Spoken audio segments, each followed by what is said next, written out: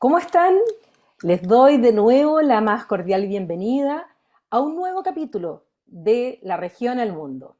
Recuerden que este es un programa dedicado al análisis internacional, pero siempre pensando en los efectos en lo nacional, en lo regional y lo local, pero también con temas locales, regionales, nacionales que tienen también un impacto internacional.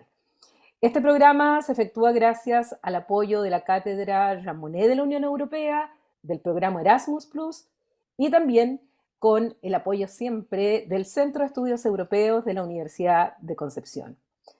Hoy día tengo un invitado muy especial, dado también el contexto, porque es muy importante conocer la opinión de aquellos que estudian los temas en profundidad, y en especial un tema como el que vamos a tocar hoy día, que es lo que está ocurriendo en Medio Oriente.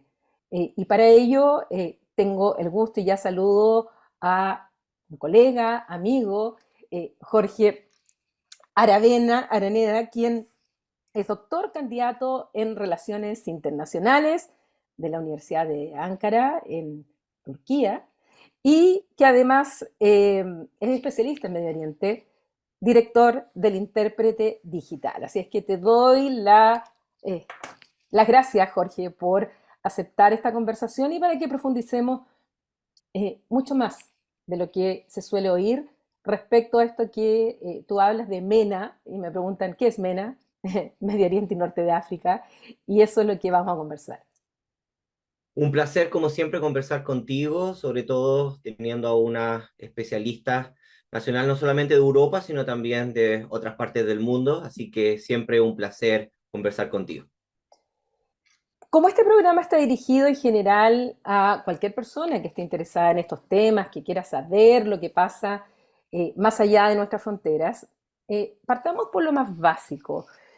Cuando estamos hablando de Medio Oriente, ¿de qué estamos hablando? Cuando estamos hablando de los árabes, ¿a qué grupo nos estamos refiriendo? ¿Son los iraníes árabes? ¿Son los turcos árabes? Eh, Aclaremos primero esos conceptos porque yo creo que es fundamental para hacer un análisis y que la gente pueda entender también. Sí, en términos común y corrientes, la zona ha tenido diferentes denominaciones a lo largo de la historia. Antiguamente se le llamaba Oriente en términos generales.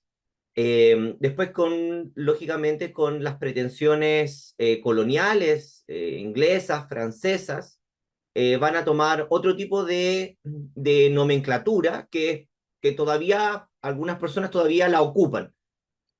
Yo recomiendo esto es como un tips bien particular. Si alguien escucha a algún especialista o alguna persona que llame a la zona Oriente Medio, muy probablemente es porque lee literatura francesa, porque esa es la nomenclatura más clásica del mundo francés. Y Medio Oriente del mundo anglosajón. Aunque lógicamente puede sonar un poco, entre comillas, chistoso, que es la misma palabra solamente girada, determina particularmente las pretensiones de una época pasada en torno a un centro, un mundo, que lógicamente partía en Europa y que denominaba en términos geográficos el resto de la población. El término Medio Oriente nace de un espacio intermedio, un espacio medio entre el centro del mundo en esa época, que era Londres, y lógicamente la joya de la corona, eh, la pretensión oriental inglesa más importante, que era la India. Entonces, entre la India, que era la colonia más importante del imperio inglés, y Londres quedaba un espacio intermedio, que se le llamó Medio Oriente. Pero esa denominación en el mundo árabe muy poco la ocupan, en realidad en el mundo árabe los 22, 24 países que conforman la Liga Árabe, que se autodenominan árabes lógicamente por tener una historia en común, una lengua en común y, entre comillas, una etnia en común. Eh, la zona se denomina entre el Magreb, el norte de África, el Mashriq, que nosotros conocemos como Siria, Líbano, Palestina y Jordania, más Irak y la península arábica, que lógicamente vienen siendo los países de Kuwait, Arabia Saudita, Yemen, Omán, etcétera, etcétera, etcétera. Porque estas tres regiones tienen particularidades culturales, económicas, climáticas, sociales, más comunes.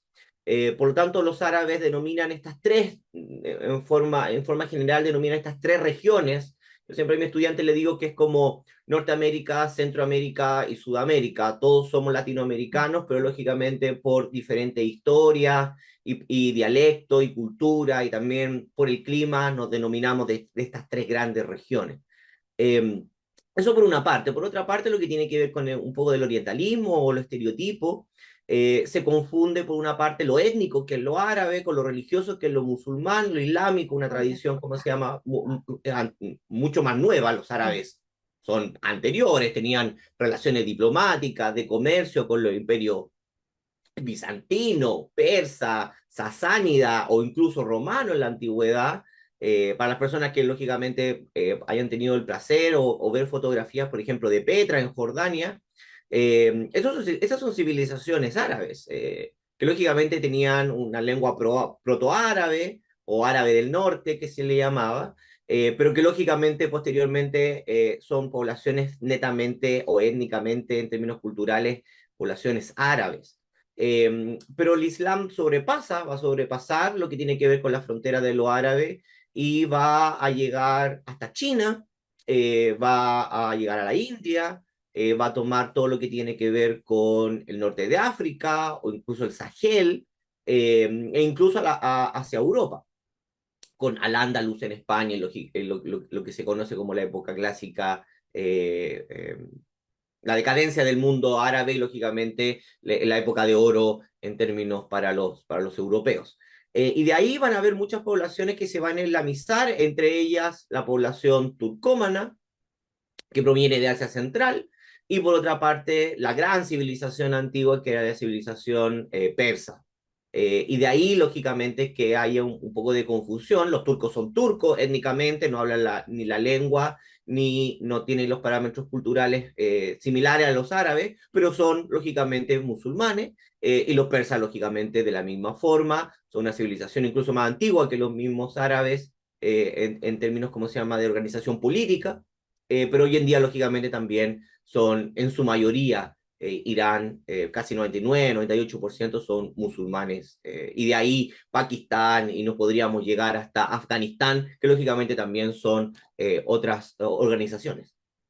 Eso es muy importante. Yo te quería agregar solamente que el otro concepto que he escuchado es de Próximo Oriente. Mm. Y eso, pensado más cuando y escuchaba tu explicación respecto a Medio Oriente, pensando en la India, bueno, el Próximo Oriente se ocupa mucho más con lo que están próximos. En España se utiliza mucho más Próximo Oriente que Medio Oriente. Y yo recuerdo incluso cuando me tocó estudiar en Bélgica y tomé un curso de mundo árabe, y a mí me hablaban de Próximo Oriente. Yo decía, ¿qué es Próximo Oriente? Si para mí todo queda lejos. Era todo, era todo lejano Oriente, de hecho, para nosotros también se usaba acá el lejano Oriente. Entonces, y me atreví en una clase a preguntar de qué estamos hablando, y así con cierta vergüenza. Y me di cuenta que en realidad el resto de los europeos y de otras nacionalidades no tenían claro de qué se trataba el curso, y el curso se llamaba Mundo Árabe y Próximo Oriente. Mm. Entonces, Sí, esto es algo que incluso no solamente nos pasa a nosotros, pasa en los mismos que están en estas zonas mucho más cercanas, obviamente, que América Latina, el Cono Sur, respecto a Medio Oriente, Próximo Oriente, Lejano Oriente, Oriente Medio, o como le queramos llamar. sí, de hecho hubo una nueva denominación incluso que no llegó a la academia, pero se utilizó con el expresidente de la administración Bush, después de los ataques terroristas del 9/11, que empezó a denominar en sus charlas, en sus conferencias, empezó a denominar el Gran Medio Oriente, que lo que él buscaba era particularmente englobar a los países que eran de mayoría musulmana. Mm. Y de ahí, lógicamente, teníamos desde Turkmenistán, pasando por Pakistán, parte del sudeste asiático. Y esto tiene enorme implicancia en términos de no solamente de lo que se llama como los discursos, la narrativa, sino también que crea enorme dificultad para comprender ciertos procesos políticos, sociales y también económicos. Particularmente el término Gran Medio Oriente creaba enormes confusiones porque lógicamente las relaciones reales que puede tener Pakistán en términos de hacer una analogía con Arabia Saudita o con Mauritania o con Palestina o con Jordania, era una locura en términos de hacer ese análisis, porque tienen otra historia, otra cultura y además otra perspectiva de Estado. Entonces complica la situación. En términos propiamente académicos, todavía se ocupa Medio Oriente y Oriente Medio. Hoy en día se ocupa más MENA, Middle East and North Africa, eh, para tratar de especificar una región bastante específica con ciertos parámetros bastante específicos, y los especialistas, entre comillas, más académicos, ni siquiera hablan de MENA, solamente hablan del norte de África, o la zona del Levante, o la zona del Mashriq, o la zona de la península. O sea, Mm. tratar de especificar y llegar, ¿cómo se llama?, a un punto de real particularidad en términos de análisis. Ahora, para que entremos un poco más al análisis de la actualidad, eh, para que seamos transparentes con quienes nos escuchan, cuando grabamos este programa, hace un par de días, fueron los ataques de Irán en respuesta, perdón, de Israel en respuesta a los ataques de Irán, y a su vez estas respuestas de Irán la justifican como legítima defensa por el ataque que recibió el consulado de Irán en Siria, donde hubo muertos, y lo justifican en ese contexto. Al mismo tiempo, obviamente, esto está muy vinculado a lo que está pasando en Gaza, eh, y para no irnos tan atrás, solamente a partir un poco el análisis, Jorge, desde los ataques de terroristas de Hamas a Israel y lo que vino ya a aumentar, a profundizar, porque no empezó ahí, pero a profundizar la tensión, el enfrentamiento entre Israel y sus vecinos, a complicar un poco más las relaciones internacionales de lo que ya están, y con estos hechos que me gustaría que tú, desde tu expertise y conocimiento mucho más profundo sobre estos temas, me pudieras dar una primera visión de cuál es tu percepción, tu análisis de cómo se han ido dando las cosas, y para luego ver qué escenarios podemos proyectar. Tal vez cuando este capítulo se emita, quizás qué pasó, porque esto ya es una vorágine lo que está pasando. Pero por eso dejar bien claro que esto se está grabando un día en que acaban de ser los ataques de Israel en contra de Irán. Como siempre, la futurología es una disciplina bastante arriesgada. Ambos dos sabemos. Lógicamente, la historia nos permite delinear ciertos caminos de elección en pasajes. Uno de ellos, yo creo que el más conocido, no solamente para las personas que te escuchan, sino por una proyección bastante acertada, fue lo que fue Brexit. Brexit, muchos académicos, y en particular tú, en el caso chileno, predijo cuáles iban a ser las futuras repercusiones, incluso antes de que Brexit tomara cuerpo en términos reales. Mucha gente, lógicamente, no cree, pero lógicamente esto es parte de la academia, disciplina de repente bastante arriesgada, pero la historia nos da herramientas. En primer lugar, un poco de contexto. Aquí hay diferentes particularidades que se van sumando a lo largo de la historia.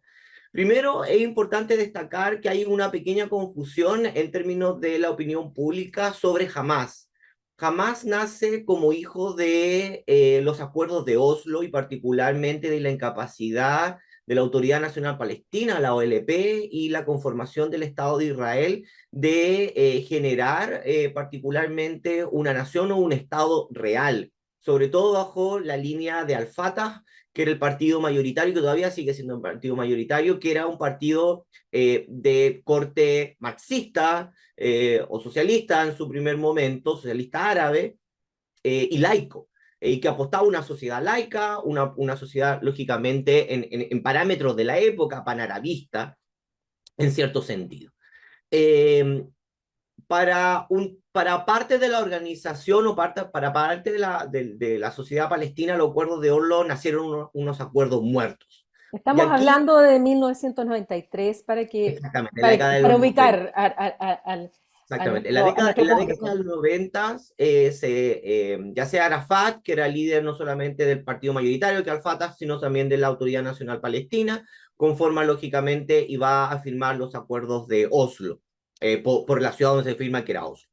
Eh, para mucha sociedad palestina estos acuerdos eran muertos, no solamente por las particularidades de los acuerdos en donde las especificaciones, por ejemplo, que los palestinos no iban a poder cobrar impuestos, que lógicamente iba a ser Israel el que iba a cobrar los impuestos y lógicamente después se lo iba a trasladar a la Autoridad Nacional Palestina. Esta idea bastante ficticia de tres zonas, la zona A, la zona B y la zona C, donde una iba a ser bajo control directo israelí, otra control directa palestina y una, entre comillas, como entre comillas, como internacional o de doble control.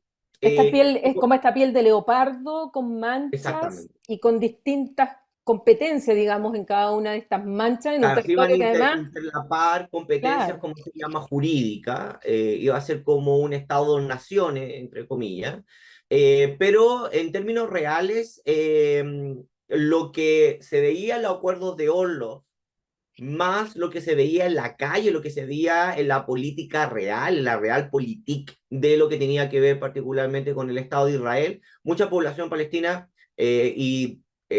con una visión bastante clara veía de que esto no iba a llegar a ninguna parte, pues mientras que se firmaban los acuerdos de Oslo, los asentamientos, los colonos seguían expandiéndose en Cisjordania, lo que tenía que ver lógicamente con los controles con la restricción de movimiento, y ahí nace un grupo, como se llama, más inspirado en la hermandad musulmana egipcia, de decir particularmente de que hay que crear un movimiento de resistencia, crear un movimiento armado de resistencia en términos de independencia, y que no hay que, lógicamente, negociar con el Estado de Israel, sino lucharlo en términos de generar una independencia real a través de las armas, como muchas organizaciones, como se llama, lo han hecho a lo largo de la historia y que de alguna parte, dependiendo cómo se llama, por los estados los clasifican como terroristas y por el otro lado, en términos como se llama, nacionales o de pretensiones nacionales, se pueden denominar como freedom fighters, independentista. como independentistas. Bueno, recordemos, Jorge, y es un dato importante lo que tú señalas, que justamente por los acuerdos de Oslo se le entrega el Premio Nobel de la Paz a Yasser Arafat, a Isaac Rabin, que era justamente su contraparte en Israel, y durante mucho tiempo Yasser Arafat estuvo en la lista de terroristas en el mundo. Y después se le entrega el Premio Nobel de la Paz. Y cuando ambos llegan a sus respectivos lugares, cuando uno llega a la Autoridad Nacional Palestina, en el caso de Yasser Arafat, como Isaac Rabin vuelve a Israel, fueron calificados por una parte importante de traidores. Y al punto en que Isaac Rabin fue asesinado por un nacionalista judío que nunca le perdonó haberle dado la mano a un terrorista como Yasser Arafat. O sea, también esos son elementos que van reforzando el argumento que tú señalas de cuál es la visión que se tiene de uno u otro en la historia y sobre todo por aquellos que terminan escribiendo la historia, que muchas veces son las grandes potencias. Exactamente, y de ahí que hay que comprender en justa medida, bajo ningún punto de vista es, en términos analíticos, justificar las atrocidades que jamás ha perpetrado, no solamente hacia la población israelita, sino a su misma población palestina, pero sí comprender cuáles son sus pretensiones y de dónde nace. Yo todavía sigo escuchando análisis de como que jamás nació en 1948 con la conformación del Estado de Israel. Por supuesto que no, de hecho su dirigencia ni siquiera había nacido para la época de 1948, que tiene que ver con otros movimientos y con otras estructuras, como se llama, ideológica de los años 90, que no son los de la post-segunda guerra mundial. Entonces, primero, particularmente, dejaría como de lado esa parte que tiene que ver con un conflicto interno.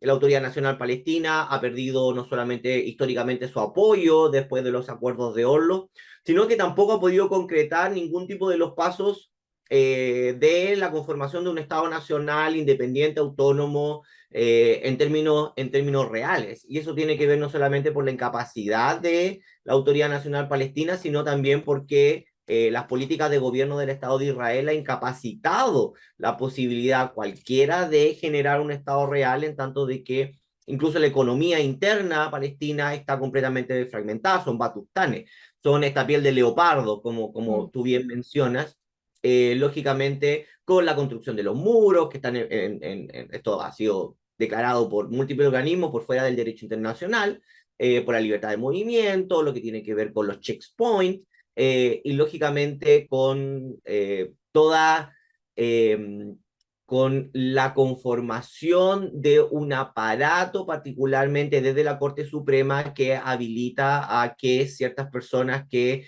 llevan generaciones viviendo en Al-Quds, en Jerusalén, sino también en Cisjordania, pueden ser expulsadas a través de cortes, juicios legales, y lógicamente esas casas llegan lógicamente a manos de población israelita, que lo que termina es por judificar o israelizar la población, particularmente en Cisjordania. Eh, Esto, ¿cómo se llama? Lo podemos ver, por ejemplo, actualmente con lo que tiene que ver con las históricamente los armenios en Jerusalén, que han sido también poco a poco expulsados y tienen constantes disputas, no solamente con las fuerzas de policía israelitas dentro de Jerusalén, sino también de ciertos grupos de extrema derecha que lógicamente lo que quieren es que los armenios, que tienen una presencia más que histórica, incluso reconocida dentro de Jerusalén, han sido poco a poco expulsados. Ahora yo creo que también sería importante destacar, por un lado, que tú señalabas, por un lado está Al-Fatah, con la Autoridad Nacional Palestina, con su gran líder, que siempre lo fue Yasser Arafat, y por otro lado que surge Hamas, que dentro de ellos tienen una rivalidad muy importante, por todo lo que tú señalas, y donde además hay un elemento de corrupción muy importante en la Autoridad Nacional Palestina, que se le ha también atribuido mucho de esta incapacidad, y por otro algo importante que tú señalabas, que no hay que dejarlo pasar, que quienes cobran los impuestos son los israelíes. Son los israelíes quienes les entregan a la Autoridad Nacional Palestina, y por lo tanto hay una suerte de control vía recursos que también te limita el poder ejercer realmente algo que se llame poder soberano dentro de estos territorios de la piel de leopardo, donde incluso si lo pensamos, porque la gente no se imagina que estamos hablando de un territorio muy pequeñito. Estamos hablando de un territorio, en general, si hablamos de Israel y todo lo que es la parte de Jerusalén Este, todos estamos hablando tal vez de una superficie, si no me equivoco, más o menos parecida a lo que es la octava región, a la región del Biobío, y donde nos encontramos con esta situación de estos controles. Por una parte está Israel y por otra parte nos encontramos con todo esto que significa Cisjordania, donde está la mayoría, donde está controlado por Al-Fatah, pero además tenemos esta franja de Gaza, que me gustaría que les explicara a la gente qué es esta franja de Gaza, que quiénes la controlan, y dejar también en claro que esa franja de Gaza no está conectada territorialmente con Cisjordania, lo que hace también un problema para Palestina como ente, el tener estas divisiones también. Sí, la Franja de Gaza es un territorio en términos históricos bastante antiguo. Lamentablemente, con el bombardeo sistemático del Estado de Israel, la presencia de las antiguas mezquitas, casas, palacios, incluso castillos que lógicamente que estaban desde la época de Salahudino, Saladino, como lo conocen en el mundo Mm. hispanohablante, ya muchas de ellas desaparecieron o prácticamente están por desaparecer.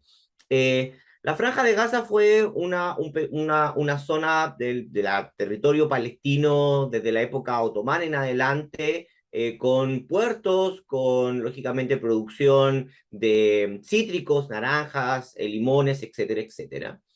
Pero que lamentablemente en la época contemporánea, desde 1948, y después de 1967, con las dos, lógicamente, con las dos grandes guerras, eh, particularmente, se va a empezar a llenar de población que viene escapando desde el norte o desde el centro del país. Actualmente, los estudios que se han hecho es que el 90%, más o menos 90-95% de la población que actualmente reside en la Franja de Gaza no son nativos, no son parte de la Franja de Gaza, sino es población de que desde múltiples, lógicamente, expulsiones vinieron desde el norte de Palestina o particularmente desde el centro de Palestina, y que lógicamente poco a poco se fueron refugiando en la Franja de Gaza. En la Franja de Gaza, particularmente, un territorio extremadamente pequeño, 50 por 100 kilómetros cuadrados, o sea, una superficie bastante chica. Y lógicamente, no solamente eso, es una superficie que no tiene agua potable, no produce su propia electricidad y que lógicamente terminó, en palabras como se llama, de funcionar el organismo de las Naciones Unidas, como particularmente o de otras organizaciones, como un campo de concentración al aire libre, técnicamente. No solamente porque tiene aproximadamente 2 millones de personas que no pueden entrar y no pueden salir porque no tienen control de sus fronteras, pero por otra parte porque lamentablemente no están conectadas a ningún otro país. Y aquí, ¿cómo se llama? Hay que especificar. Por el norte y por el este están bajo control israelita, con un muro y una zona, ¿cómo se llama?, de no land zone, una zona en donde nadie puede circular por ambos lados del muro. Y por el sur está el Rafat, que es lógicamente la entrada y salida que supuestamente tienen con el Estado de Egipto, pero tienen que primero pasar por la frontera de Israel. Entonces es Franja de Gaza, frontera con Israel, y después viene lógicamente Egipto. Egipto no tiene frontera con la Franja de Gaza en términos directos. Y esta población, lógicamente, desde los acuerdos de Oslo ha tenido diferentes cambios. Habían colonos que vivían particularmente en la Franja de Gaza. Con el acuerdo de Oslo, posterior al acuerdo de Oslo, esa población fue retirada. Y lógicamente hoy en día, bueno, antes, ¿cómo se llama? Del 7 de octubre, la población que lógicamente vivía en una situación bastante precaria, sino decir, un crisis humanitaria por una parte, pero por otro lado, sin agua potable y sin los servicios básicos de construcción. En ese territorio va a ser cuando en el 2005 se produja la votación de elecciones y Hamas toma el poder en un voto lógicamente democrático. Ahora, es importante y también ciertos analistas se le deja de lado de que se hicieron muchos estudios en términos de encuesta de opinión sobre la votación de Hamas, porque la Autoridad Nacional Palestina estuvo bastante en shock de que Hamas, un contrincante político, además islamista, llegara al poder en la Franja de Gaza, y la mayoría de la población, tanto en Cisjordania, que votó, no ganó, votó por Hamas en el 2005 y sucesivamente, pero también en la Franja de Gaza, era por un voto de castigo. Cuando se le preguntaba a las personas por qué votaba por Hamas y se le preguntaba si votaba de Hamas en términos de su línea política, de su proyecto político, de sus pretensiones políticas, la casi totalidad de la población en la Franja de Gaza en Cisjordania decía no. Yo no estoy votando por el proyecto político de Hamas, yo estoy votando en términos de un voto de no confianza, un voto de castigo en contra de Al-Fatah y la Autoridad Nacional Palestina, lógicamente, por los enormes errores que han generado particularmente en el último tiempo. Entonces, acusar a la población de que en realidad se islamizó y por eso votó a Hamas, no, la población siempre ha sido musulmana. El islamismo como corriente ideológica política del Islam no tiene nada que ver con la vida común y corriente de la casi totalidad de los musulmanes en el mundo. Y lógicamente también apoyada por Israel en términos, incluso cuando el primer ministro Netanyahu era bastante más joven, décadas atrás, se le entrevistaba y él lo declaraba, de alguna forma pública, pero también en forma privada, sobre su excelente visión que tenía sobre Hamas en términos de dividir o atomizar incluso más lo que tenía que ver con la nación palestina en términos de su autoridad, y que lógicamente lo veía como un modelo interesante en términos de tener otro interlocutor. Lógicamente en ese momento, 20 años atrás, él no preveía de que jamás lógicamente iba a tomar este cariz mucho más bélico. Eh, Ahora, en esto que tú señalas, Jorge, también es importante. eh, Tú hablas que Hamas ya se transforma en un movimiento islamista.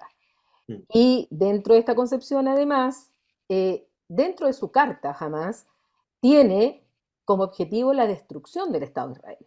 mm, Eh, Eso es muy importante, por un lado, y por otro lado, esto que tú señalas respecto al propio Netanyahu, y no solo de Netanyahu, sobre todo, digamos, la derecha y más la extrema derecha israelí, que alimentó el crecimiento de Hamas y lo alimentó en la medida de dividir justamente y debilitar a la Autoridad Nacional Palestina, a Al-Fatah, a Yasser Arafat, y que incluso en un momento Yasser Arafat tenía más miedo de ser asesinado por Hamas que ser asesinado por Israel. Y esto te lo mm, puedo decir por alguien que estuvo en las negociaciones en un momento, a quien conozco, que estuvo en las negociaciones para la constitución de Palestina, donde decían, no, si en realidad más miedo hay que sea asesinado por Hamas a que sea asesinado por los propios israelíes. Entonces, en todo esto, ¿cuánto de esa percepción de la población de voto de castigo realmente saben que Hamas desde sus bases venía con la idea, bueno, primero no reconocen a Israel como Estado, y segundo quieren su destrucción como Estado. Y eso está en su carta fundamental. Eh, sí, ¿Cuánto de esa yo población creo que, lo asimila y cuánto sí, no? yo creo que es sumamente importante comprender la narrativa palestina, en términos no solamente de lo que tiene que ver con sus pretensiones nacionales, sino con lo que la población palestina percibe sobre el Estado de Israel. Eso es muy importante, por eso Eh, es que ahí es donde viene claro, como o esa sea, fineza que te pido que nos ayudes a entender claro, aquellos que no sabemos. primero porque la Palestina, particularmente la conformación de lo palestino en términos de idea nacional, nace de la Najda o el Renacimiento Cultural Árabe, y no voy a entrar en detalle porque si no, me voy a ir por el programa. Pero es particularmente mediados de principios de 1700, 1750, como que particularmente el Imperio Turco Otomano empieza a tener pequeñas dificultades, no voy a entrar en ese detalle, pero como la idea nacionales de lo sirio, de lo palestino, de lo egipcio propiamente tal, como que empiezan a nacer. Entonces, en primer lugar, teniendo eso en consideración, eh, la primera idea fuerza es que lo palestino nace en 1948. Cuando nace el Estado de Israel en 1948, como que estos árabes que estaban dando vuelta por ahí, como que técnicamente como dicen, uy, bueno, si nace el Estado de Israel, nosotros también somos palestinos. Entonces, primero, la Nakba, que tiene que ver con el desastre de 1948, tiene dos lecturas completamente disonante. Por una parte, lo que tiene que ver con la historiografía más oficial, más clásica, nacional, de lo que tiene que ver con la conformación del Estado de Israel, y por otra parte, con lo que tiene que ver con lo palestino. Entonces, eso tiene que ver primero.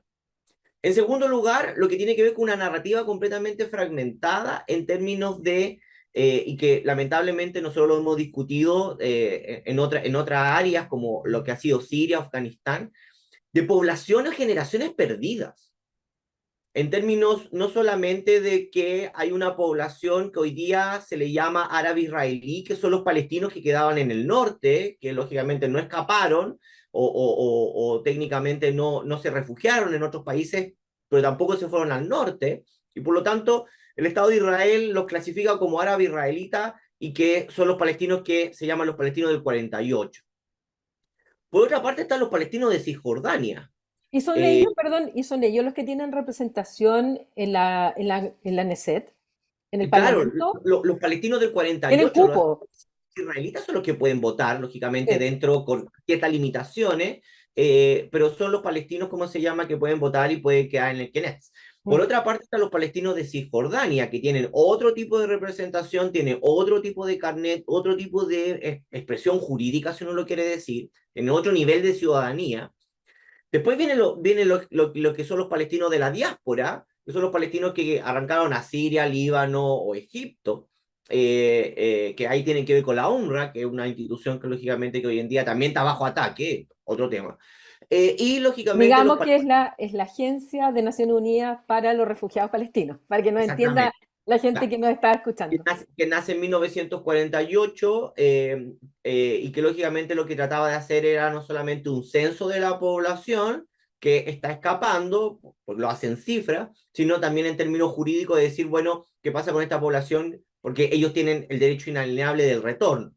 Entonces, lógicamente hay que mantener, lógicamente, cierto tipo de control jurídico en términos de, bueno, quién va a ser la siguiente generación de palestinos que pueden regresar o tienen el derecho a regresar. Ahí también hay un problema con la UNRWA en términos de a quién le dio y a quién no le dio, pero eso es también un tema aparte de la Y a lo historiografía palestina. mejor, sí, y a lo mejor le podríamos agregar a eso, ya que justamente el día que salió la sentencia de la Corte Internacional de Justicia en relación a Israel, y donde la Corte dice que hay indicios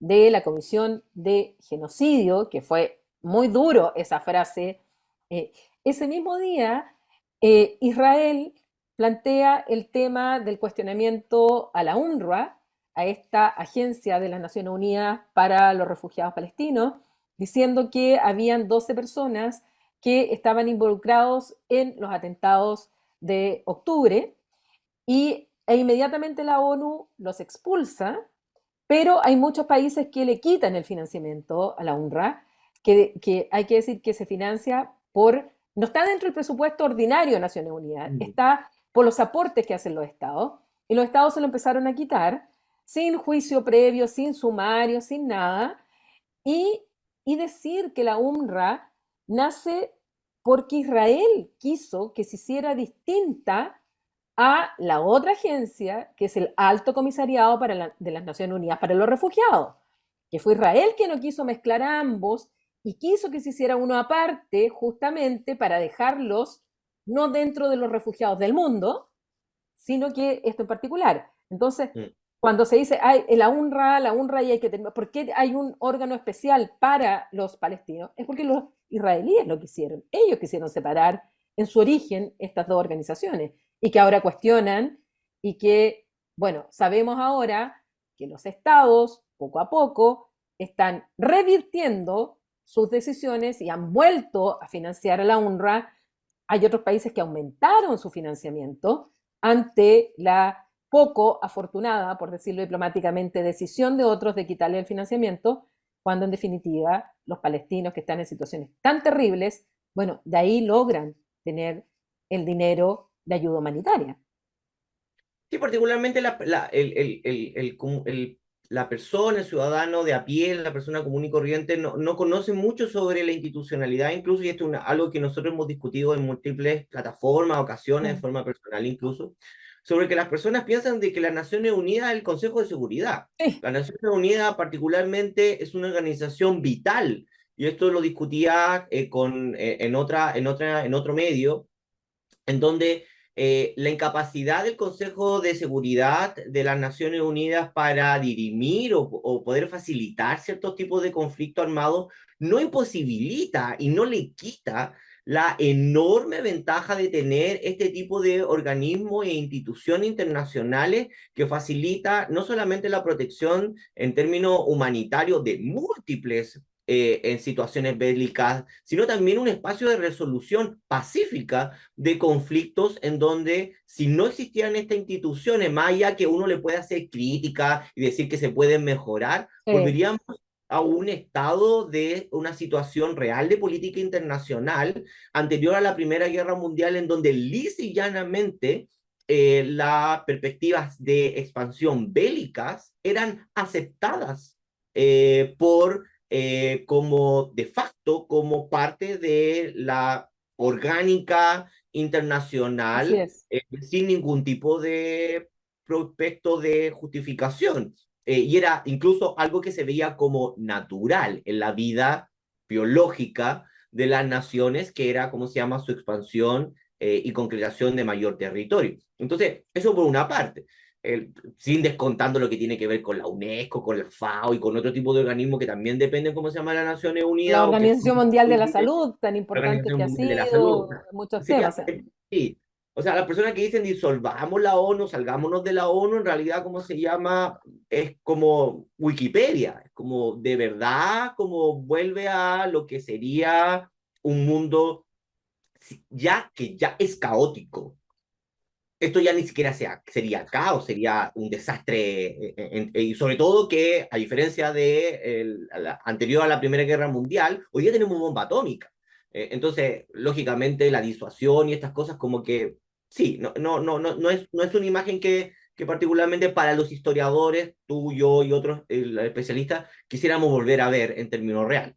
Pero más allá de eso, volviendo a cómo se llama la pregunta, es importante comprender de que la historiografía palestina no solamente ve la consolidación de un estado de apartheid, una consolidación en términos de una ciudadanía real o con full derecho, que tiene que ver con la ciudadanía israelita, después inmediatamente una ciudadanía árabe-israelí, después una ciudadanía particularmente del palestino de Cisjordania, y después una no ciudadanía, entre comillas, de la franja de Gaza.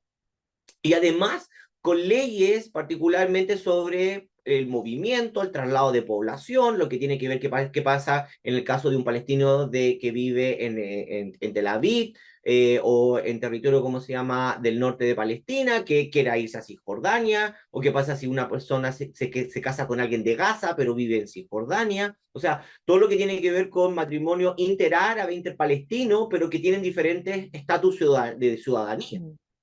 ¿Qué pasa con los palestinos que pueden abandonar su casa pero se tienen que ir a otro país? ¿Qué pasa con su casa? Y con toda, y esto no lo, y aquí es importante, esto no es algo que lo diga yo, estos son organismos internacionales y organismos no gubernamentales israelitas y palestinos y extranjeros, tanto de Europa como de Estados Unidos, como B'Tselem, por ejemplo, que llevan un registro, pero histórico, sobre lo que tiene que ver con la diferente, ¿cómo se llama?, consolidación de un estado de apartheid dentro, ¿cómo se llama?, del estado israelita, lamentablemente. Pero también, ¿cómo se llama?, es importante comprender algo.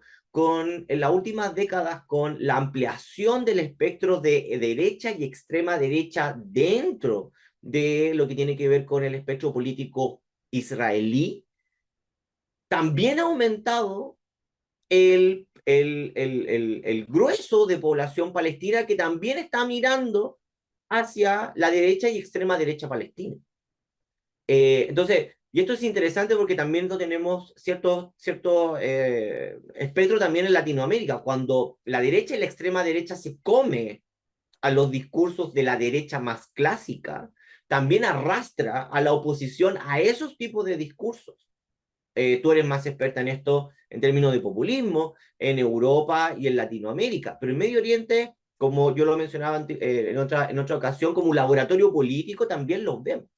Mm. Entonces, aquí también hay una dinámica dentro de lo que es la población palestina israelí que es lo que yo digo que es una generación, ¿cómo se llama?, perdida, sobre todo porque la generación de Oslo, la generación que vio una integración real, entre comillas, un tanto más pacífica, previo a Oslo, y digo muy entre comillas, esa generación ya no está perdida. Es una generación, ¿cómo se llama?, que desapareció del liderazgo político, es una generación particularmente que ya no tiene cabida dentro de las dinámicas actuales, y eso es sumamente peligroso. Es peligroso en el sentido de que la población palestina, no solamente de Gaza, sino la población de Cisjordania, ya no ve una salida política, ya no ve un liderazgo fuerte que llame a una negociación. Y eso es un punto de no retorno que Medio Oriente, particularmente, parece que los analistas están obviando. tenemos diferentes generaciones en países claves, de una generación joven que no ha visto espectro de democracia, sino la consolidación lentamente de o democracias iliberales o de llano autoritarismo. Lo tenemos en el caso, por ejemplo, de Turquía. Hay una generación que no ha visto otra cosa que el presidente Erdogan en Turquía, porque el presidente Erdogan en sus diferentes formas, desde alcalde a primer ministro hasta presidente, lleva más de 20 años, 2 décadas. ¿Sí? Hay personas que ya la primavera árabe ya ha pasado más de una década de la primavera árabe y todo el autoritarismo que venía después de la primavera árabe ya es una generación. ¿Para qué hablar de los sirios? Es una generación, una o dos generaciones En completamente guerra, y en en guerra, guerra. porque la En guerra ahí guerra. sigue, aunque las noticias no lo pongan todos los días Exactamente. en Entonces, los lo medios. que vemos en Palestina es la misma consolidación, una consolidación de una población joven israelita que está siendo llamada y que se ve representada por un espectro político de extrema derecha, que lógicamente no comprende, por una parte, lo que eran los valores más, entre comillas, como laboristas de la década de los 80 en términos de israelí, pero tampoco comprende cómo se llama la historiografía y particularmente la vida común del palestino. Mm. No solamente porque los medios de comunicación israelitas no lo muestran, sino porque no tienen contacto. Antiguamente por lo menos habían contacto entre la realidad palestina con la realidad israelita en términos de población palestina que iba a trabajar Israel. Eso ya no existe. Entonces hay un proceso bastante y muy, muy peligroso, y esto es también una crítica, como se llama, a los medios de comunicación tradicionales, de deshumanización del palestino. Las cifras de 40.000 muertos, ¿sí? Porque la cifra se llama más mínima, son hasta el momento Mm. 33.700 fallecidos, pero no se podemos contabilizar particularmente cuántos están debajo de vivos o muertos, Mm. lamentablemente, dentro de las casas que se han sido derrumbadas. Entonces, las cifras pueden muy fácilmente llegar a los 40.000. Ya estamos hablando Eh, de 6 meses. Estamos hablando de 6 meses, sin contar todos los, ¿cómo se llama? Una gran, enorme cantidad de población que está sufriendo hambruna, que está, ¿cómo se llama? Por debajo de lo que tienen niños, ¿cómo se llama? Que están por debajo del peso ideal. Y por otra parte, lo que tiene que ver con población que está herida o con tratamientos médicos y que no tiene acceso a ningún tipo de sistema de salud. Entonces, esa cifra literalmente puede duplicarse de la noche a la mañana si particularmente este conflicto o la invasión de Israel a la Franja de Gaza se mantiene. Eso por una parte. Y por otra parte, lo que tiene que ver, ya saliéndonos de la dinámica árabe-israelí, lo que tiene que ver con otros tipos de dinámicas regionales que llegan a reforzar esto. No a facilitarlo, sino a reforzarlo. Primero, la decisión desde la administración Obama en adelante de retirarse de Medio Oriente. Y retirarse de Medio Oriente sin dejar una alternativa. Y aquí está el primer error estratégico o geopolítico. Obama y de aquí en adelante se retira de Medio Oriente y deja como alternativa los acuerdos de Abraham. Los acuerdos de Abraham. Que lógicamente lo que hace es tratar de impulsar una normalización en términos del Estado de Israel con los países del Golfo y con los países del norte de África. Jordania y Israel, perdón, Jordania y Egipto ya habían firmado acuerdos de paz y reconocían el Estado de Israel.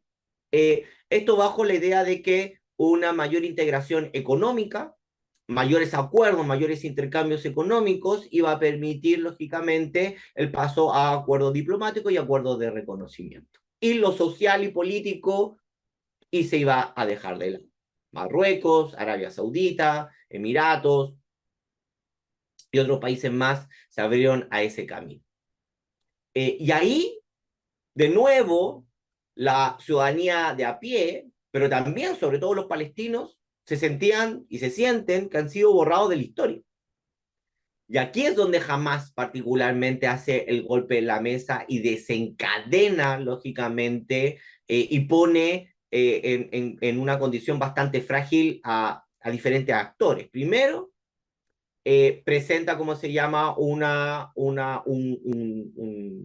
quiebre del mito de Israel como un Estado particularmente, extremadamente seguro y que lógicamente no puede ser atacado ni por sus fronteras externas ni lógicamente por sus componentes internos. O sea, el fracaso y que todavía al israelita le cuesta comprender y que por eso no le tiene ha perdido apoyo Netanyahu en términos internos, es que el israelita no le perdona a Netanyahu el 7 de octubre, en términos de inteligencia, de seguridad y lógicamente en términos políticos y sociales. Y no comprende por qué la persona o el político encargado que tenía que lógicamente tener un juicio político por los errores del 7 de octubre todavía sigue en el poder. Eso por una parte. Por otra parte, otra debilidad que tenía que ver con que los países, entre comillas, más democráticos, también se vieron refractarios a lo que tenía que ver con la población de la calle que apoya y lógicamente mira con mucha fijación a la población palestina. Eh, y aquí es donde lógicamente los dos grandes perdedores de la ecuación es Jordania por una parte, que en términos políticos en la región parece cada vez más irrelevante. Eh, pero que tiene que enfrentar ellos mismos los drones y misiles que venían exactamente, de Irán, porque pasan por su cielo, y que Jordania también ayudó a interceptar estos drones y misiles que venían, porque obviamente caen a tierra y caen a tierra donde ellos, o sea, están en una exactamente, posición muy vulnerable a cualquier tipo de daño colateral en estos ataques. exactamente. Tienen todos los costos y ningún beneficio. Eh, entonces, aquí con la retirada de Estados Unidos, lo que generamos, o lo que se generó particularmente fue la consolidación de nuevos potencias regionales. De ahí Turquía, un tema aparte, que lo hemos conversado en otras ocasiones, Irán, eh, En la temporada anterior de la regional. sí, la temporada La anterior, pueden buscar, la pueden buscar en YouTube. la pueden buscar y particularmente es muy interesante porque muchas de las cosas que conversábamos y que estuvimos como prediciendo en esta como futurología histórica terminaron siendo ciertas. Quizás como se llama una de ellas fue la extremadamente confianza de que el presidente Erdogan iba a perder las elecciones. Yo no estaba, decía que era muy difícil que la perdiera. Paulina decía que muy probablemente la iba a ganar, pero con un estrecho margen. Yo decía que iba a ser el margen más amplio. Paulina, lógicamente, me ganó en la futurología. No es la primera vez que me gana. Y me siento muy feliz, ¿cómo se llama?, de tener una colega que me haga ver ciertos tipos, ¿cómo se llama?, de puntos. Las conversaciones académicas se dan en ese punto, en quién aporta un poco más a la discusión, no el que se resta.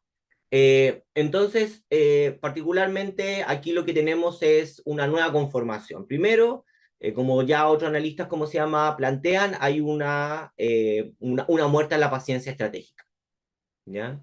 La que Ya tenía Irán.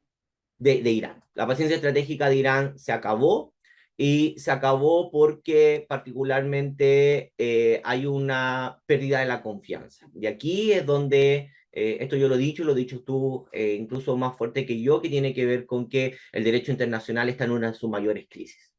Eh, no por el derecho internacional en sí, sino por el Estado y por las instituciones o por los políticos Por particularmente supuesto. que deberían, no solamente por sus propios intereses nacionales, sino lógicamente por la conformación de ciertos patrones sanos de comportamiento, respetar y fortalecer el derecho internacional.